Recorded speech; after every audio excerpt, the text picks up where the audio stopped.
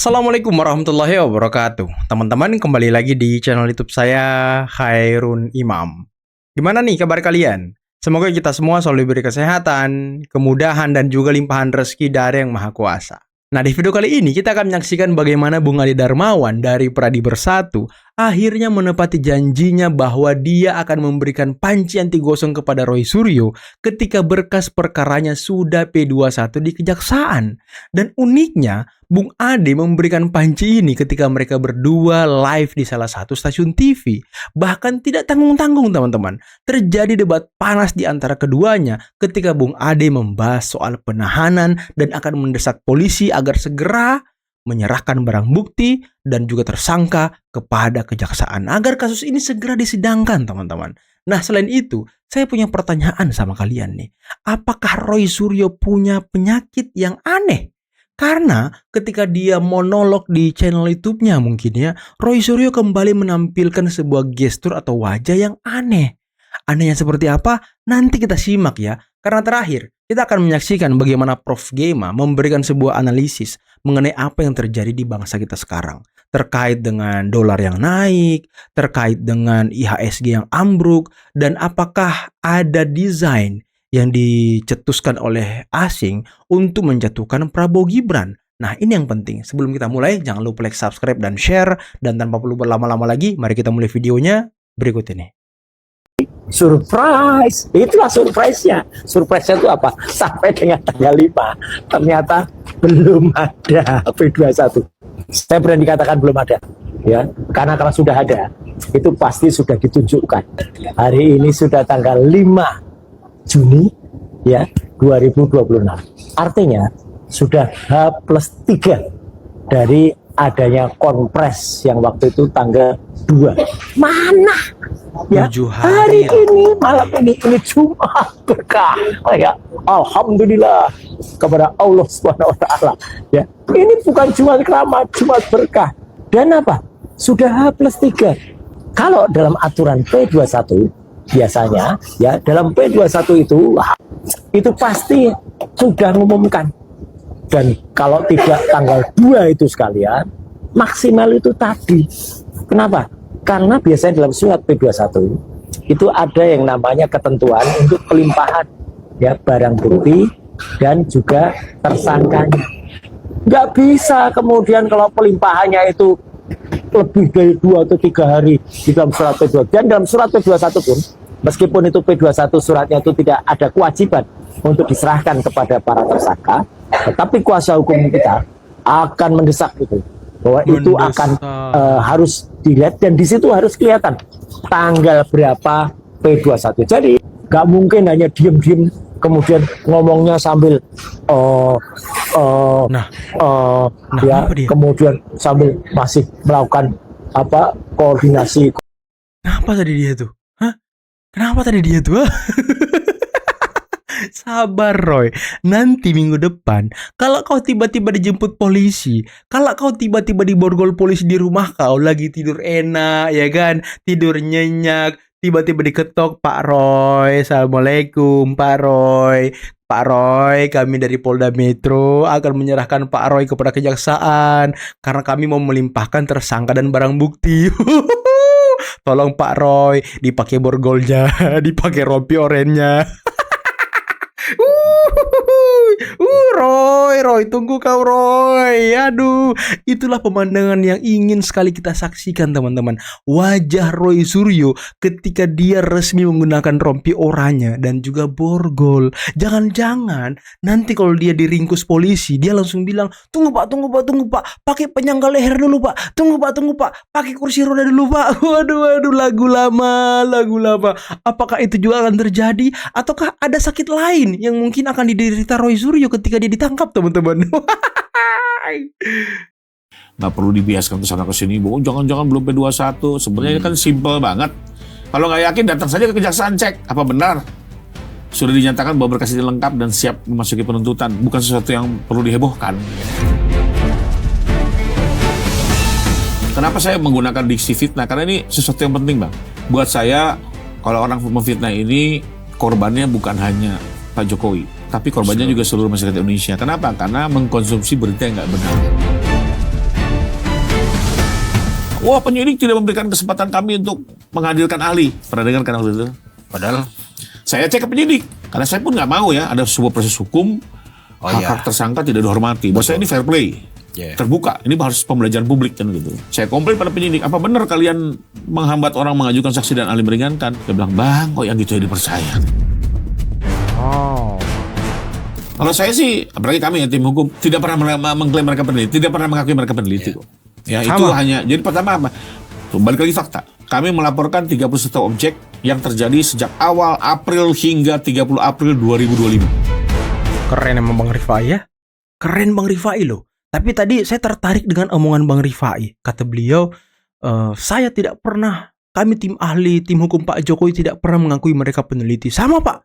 Sama, kami YouTuber Nusantara beserta seluruh pendukung Pak Jokowi tidak ada satupun yang mengakui orang ini sebagai peneliti. Tidak ada. Kami mengakui dia sebagai manusia. Aduh Roy, nasib kau kini Roy. Cuman teman-teman, konon kabarnya ada yang membackingi orang ini. Dan ada tangan-tangan besar yang tidak ingin kasus ini sampai pengadilan. Itu masalahnya. Dan tadi dengarkan penjelasan Bung Rifai, yang membuat lama kasus ini, ya mereka sendiri para tersangka ini. Lamalah membuat mengajukan saksi ahli, kemudian ngomong di media, ahli kami tidak diterima. Ya dia yang selalu membuat drama-drama framing, dengar sendiri kan? Ada lagi yang sampai nangis-nangis tuh, Mak Lampir itu ya. Itu sehingga Anda berkeyakinan bahwa sebenarnya kasus ini belum P21 dan sangat, kalau P21 saya sangat yakin Pak itu Dirkrim Umum Pak Iman Kombes pasti langsung ini ya gitu ada dan dibacakan. Kalaupun nggak ditunjukkan dan mungkin tersangka tidak perlu terima, ya, itu minimal dibaca nomornya, minimal dibaca tanggalnya penyerahan. Ini nggak ada dan tidak ada kewajiban ditahan. Ini ngaco banget nih, ini belajar hukumnya entah dari mana. Dari ruko mana? Ini dari ruko mana? Saya harus membantah bahwa kemudian P21 atau kode surat P21 itu nggak mungkin ditunjukkan kepada minimal ada nomornya. Itu adalah surat internal antara kejaksaan dan kepolisian juga mana? Jadi nggak ada P21 kita jangan memahami hukum itu separuh-separuh. Nah ini jangan sampai gini hasilnya nih. Ini nih ya kan, belajar hukum kayak gini nih. Hukum dari ruko itu kayak gini. Ketika kita berbicara P21, Mas Yeser, ya itu adalah kewenangan internal antara pihak kejaksaan dan Polda Metro. Nah kalau misalkan sedikit, kalau misalkan memang Mas Roy mau menerima surat, maka besok hari Senin ingat ya, saya akan mendatangi Polda dan mendesak Polda segera. Ini yang namanya mendesak-desak ini. Ini mendesak-desak ini. Ini nggak boleh. Oh hak kami. Nggak boleh. Juga akan ada dari mereka yang mau buka baju. Kami pelapor dan kami akan meminta pelapor apa? Nggak ada legal standingnya. Bung Roy sebentar, Bung Ade sebentar gini, saya ke Bung Ade dulu. Apa buktinya kubu Anda bahwa yakin bahwa sebenarnya dari Polda sendiri sudah ada P21? Nah tuh mana buktinya? P21 sudah memproses kasus ini. Itu kode surat. Tetapi kalau dinyatakan lengkap sudah Mas. Mas Yeser, artinya begini. Dari pers konferensi ini kan secara resmi sudah disampaikan bahwa dinyatakan lengkap dan tidak itu pers conference bukan untuk P21, itu pers conference kasus lain. Penambahan apa ada yang kurang. Kan ini orang nggak tahu konteks. Artinya P19 yang kemarin perintah jaksa itu pun sebenarnya itu nggak ada. P19 itu Mas Yeser, itu pun sebenarnya hanya perintah jaksa kepada penyidik bahwa harus melengkapi sesuatu yang kurang, sehingga itu pun P19 kita nggak tampak. Itu sama halnya dengan P21 karena itu antara kejaksaan maupun pihak kepolisian Mas Yeser. Jadi biar kita memberikan juga edukasi kepada masyarakat bahwa jadi dari kubu Anda yakin betul bahwa sebenarnya polisi sudah memproses sudah P21. Sudah dong. Sudah dong. Oke, saya ke Bung Roy. Jadi kalau ini sudah di keyakinan kubu Bung Ade ini bahwa ini sudah diproses dan sesuai hukum dan nanti akan keluar P21. Kalau seandainya prosesnya sampai ke sana? P21 itu harus fakta, harus tersurat, harus tertulis. Nggak boleh P21 itu goib, kemudian dikatakan surprise, itu nggak boleh. Dan apa? Mereka itu malah justru menginsinuasi, ya sekali lagi, jadi berbohong, mengatakan ada nih pihak-pihak yang merintangi. Saya sudah tahu kok. Sebut kalau sudah tahu. Jangan kemudian menyebarkan hoax ya. Satu, sudah tidak punya legal standing. Kedua, menebarkan hoax. Yang ketiga, kabar bohong juga. Sekarang kalau memang ada yang namanya P21 itu betul tuh kode surat. Kode surat itu mulai P1 sampai dengan P53. P53 ada. Nah, ternyata itu adalah harus ada hitam putihnya, harus ada tertulisnya, bisa harus ada P21 nama-namanya. Ada.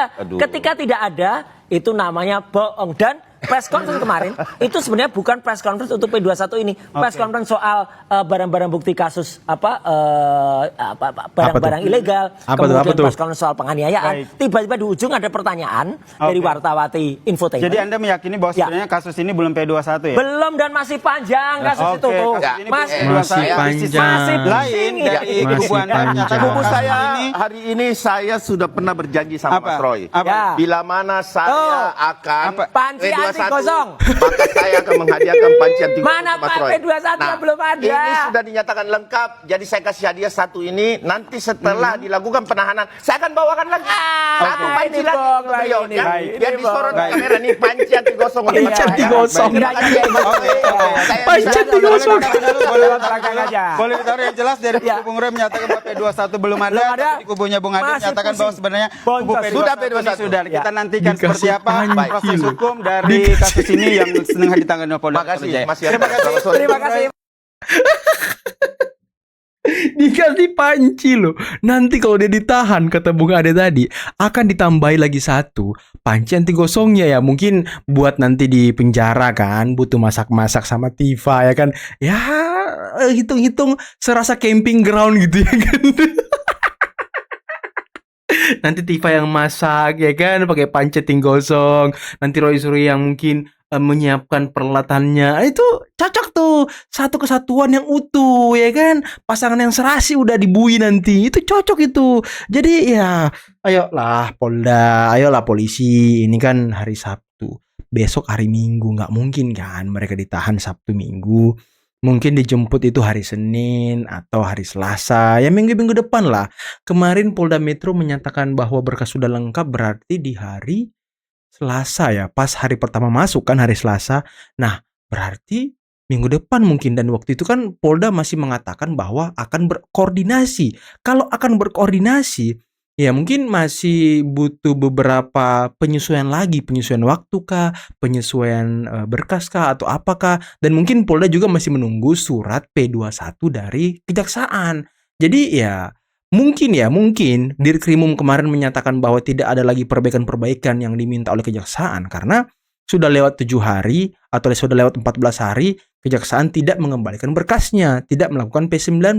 Makanya Polda Metro berkesimpulan bahwa ya sudah tidak diminta perbaikan karena udah lewat waktunya, berarti berkasnya sudah lengkap. Ini analisis dari Polda, teman-teman. Jadi sepertinya Dirkrimum juga masih menunggu surat P21 dari kejaksaan. Nah, sekarang kejaksaan nih yang harus kita desak nih, kapan surat P21-nya dikirim ke Polda, ataukah memang sudah dikirim? Ini harus diketahui nih. Tadi Bung Rifai sudah memberikan sedikit clue. Kalau memang mau tahu ya silahkan ke kejaksaan, tanya langsung gitu ya kan. Karena P21 itu dikeluarkan oleh kejaksaan. Itu tepat tuh teman-teman. Jadi saya hanya berharap kepada Kapolri Pak Listio Sigit, pada Pak Prabowo Subianto untuk mengupas tuntas kasus ijazah Jokowi ini supaya tidak berlarut-larut. Kami mohon segera turunkan pasukannya ke Pasar Pramuka, segera periksa apa yang kami laporkan hari ini, orang-orang yang terlibat dalam pembuatan ijazah itu. Agar apa? Agar benar-benar terang benderang masalah ini. Ini harus pada pemalsuan ijazah palsu Jokowi, bukan lagi pada kriminalisasi terhadap kami, saya, Kang Rijal, Bu Kurnia, Mas Roy, Dr. Tifa. Ini harus tetap diarahkan kepada pemalsuan ijazah palsu Jokowi. Saya berharap polisi tidak lari dari itu. Tidak lari dari itu. Saya tuh kasihan loh sama si Rustam, sama Rijal Fadila, dan sama Kurnia. Kenapa saya kasihan? Karena yang mendengungkan bahwa ijazah S1 Pak Jokowi itu palsu itu kan Roy Suryo dan juga kawan-kawannya. Kawan-kawannya yang kemarin mengaku-ngaku sebagai peneliti, ya termasuk Rismon lah ya, yang padahal mereka bukan peneliti teman-teman, alias abal-abal. Tapi yang selalu menjadi pion, ya tersangka klaster pertama. Dia yang lapor ke Barreskrim. Anehnya kabarnya ya, konon katanya si Roy Suryo sama Tifa mengatakan 99,9% palsu berdasarkan dengan pengamatan mereka, berdasarkan kalau Pak Jokowi kemarin ngomongnya atraksi-atraksi IT yang mereka lakukan, ijazah Pak Jokowi palsu. Kenapa bukan mereka yang melaporkan ijazah Pak Jokowi? Kenapa mereka selalu menggunakan tangan-tangan orang lain? Nah, ini menjadi pertanyaan. Apakah mereka memang tujuannya hanya untuk membuat gaduh? Apakah tujuan mereka memang hanya ingin memframing jahat Pak Jokowi untuk menjatuhkan, menggerus elektabilitas dari Pak Jokowi dan juga Mas Wapres Gibran? Rasa menyesal kenapa bisa demikian, padahal itu program yang bagus, program yang publik belum ketahui, Pak. Saya ingin tahu lebih dalam ke situ, Pak. Bagaimana reaksi Presiden ketika mendengarkan itu, Pak?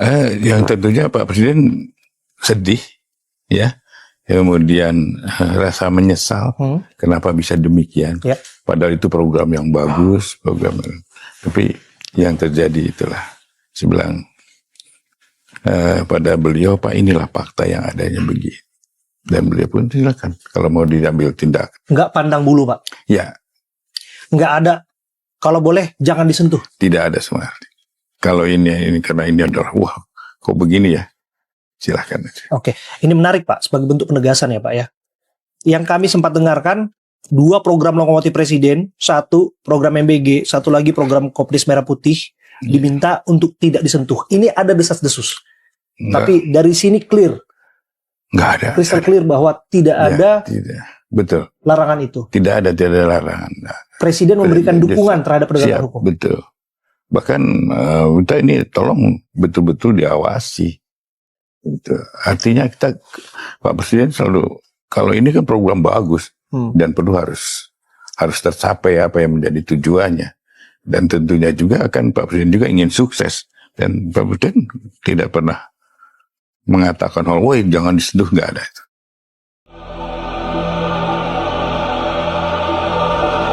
Saya percaya bahwa kondisi yang kali ini tuh klimaksnya adalah setelah Pak Purbaya menolak IMF itu adalah klimaks. Nah, setelah itu kalau kita lihat 98 yang dihantam sama mereka adalah bank kita tuh dianggap tidak liquid, tidak kompeten, akhirnya dipaksa tutup kan, likuidasi waktu itu ya.